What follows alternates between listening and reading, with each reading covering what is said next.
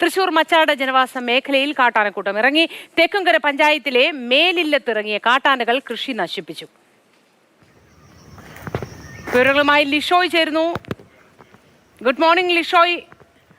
കാട്ടാന ഇപ്പോഴും പ്രദേശത്ത് തുടരുകയാണോ, അതോ കൃഷിനാശം വരുത്തിയ ശേഷം തിരിച്ച് ആ പ്രദേശത്ത് നിന്നും പോയോ?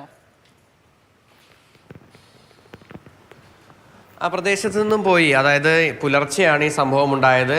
പുലർച്ചെ ഈ രാവിലെ വീട്ടുകാർ ഈ ശബ്ദം കേട്ട് പുലർച്ചെ വീടിന് പുറത്തേക്ക് ഇറങ്ങുകയായിരുന്നു. അങ്ങനെ ഇറങ്ങി ടോർച്ചടിച്ച് നോക്കിയപ്പോൾ ആ ടോർച്ചിൻ്റെ വെളിച്ചത്തിലാണ് ആനകളെ പെട്ടെന്ന് കണ്ടത്. ഇരുട്ടത്ത് ആനകൾ നിൽക്കുന്നത് കണ്ടില്ല. ടോർച്ചടിച്ചതിനാൽ തന്നെ കൊമ്പന് ഉൾപ്പെടെയുള്ള ആനകളെ കാണുകയും ചെയ്തു. പക്ഷേ ഒന്നും പുറത്തേക്കൊന്നും ഇറങ്ങി ഒന്നും ചെയ്യാൻ കഴിയുന്നൊരവസ്ഥയിലല്ല. കാരണം ആനക്കൂട്ടമുണ്ട്. അത് ചിലപ്പോൾ ഏത് സാഹചര്യത്തിലാണ് പ്രതികരിക്കുക, അല്ലെങ്കിൽ ഏത് രീതിക്കാണ് പ്രതികരിക്കുക എന്നുള്ള കാര്യം അറിയില്ലല്ലോ. അപ്പോൾ അതുകൊണ്ട് ഈ വീട്ടുകാർ ഓളിയിട്ടും അതുപോലെ തന്നെ ശബ്ദമുണ്ടാക്കിയും എല്ലാം തന്നെ ആനകളെ ഓടിക്കുകയാണ് ചെയ്തത്. ആ മേഖലയിലുണ്ടായിരുന്ന ഏകദേശം 25-ലധികം വാഴകൾ നശിപ്പിച്ചിട്ടുണ്ട്. ഈ വിഷു എല്ലാം അടുത്ത ഒരു സമയത്ത്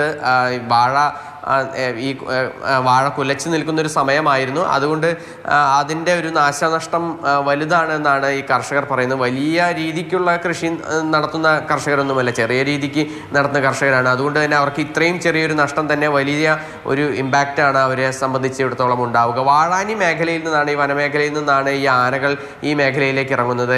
ഒരിടവേളയ്ക്ക് ശേഷമാണ് ഇപ്പോൾ ഇറങ്ങുന്നത്. കാരണം നേരത്തെയൊക്കെ ആനകൾ ഇറങ്ങുമായിരുന്നു എങ്കിൽ പോലും ഇപ്പോൾ കുറച്ച് നാളുകളായി ഇവിടെ കാട്ടാനശല്യം ഇല്ലാതിരിക്കുന്ന ഒരു സമയമായിരുന്നു. പക്ഷേ വേനൽ കനത്തോടു കൂടി ആകണം ഈ ആനകളെല്ലാം തന്നെ ഇപ്പോൾ ജനവാസ മേഖലകളിലേക്ക് ഇറങ്ങുന്നതെന്നാണ് നാട്ടുകാർ പറയുന്നത്.